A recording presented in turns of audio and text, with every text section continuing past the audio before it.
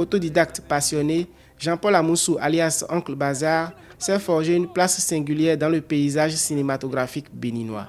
Dès l'enfance, il foule les planches scolaires et remporte ses premiers prix, révélant un talent brut que Justin Avolantor puis le professeur Mombi contribueront à affiner.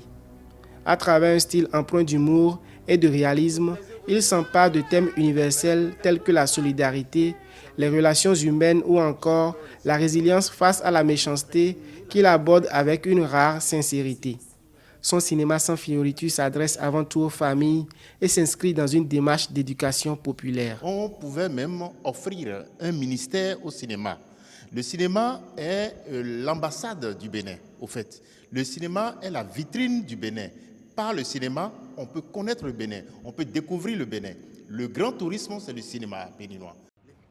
Mais derrière le sourire et la légèreté de ces comédies se cache une réalité plus rude, celle d'un cinéma béninois en quête de moyens et de reconnaissance. Confronté à un manque chronique de financement et l'absence d'infrastructures adaptées, Oncle Bazar poursuit pourtant son œuvre avec ténacité. Parmi ses réalisations marquantes, la comédie musicale Petit Pipi se distingue par sa portée environnementale.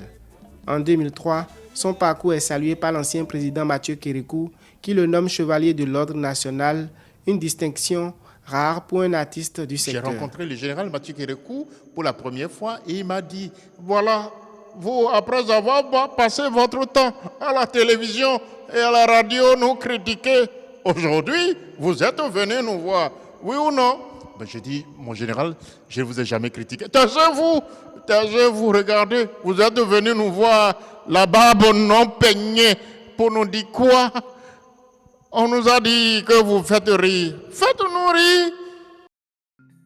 Avec plus de 30 films à son actif, dont Djibouti 2007 et Rodizo 2008, Oncle Bazar continue de porter haut les couleurs du cinéma béninois. Né en Côte d'Ivoire, formé partiellement à New York grâce à une bourse, il multiplie aujourd'hui les projets. La série télévisée Bazar Taxi, 52 épisodes, des documentaires comme Le Serment de la Noire, autant d'initiatives qui témoignent de sa volonté d'ancrer le Bénin au cœur de son œuvre. Il en appelle désormais aux autorités pour un soutien plus structuré, indispensable à l'essor du 7e art national.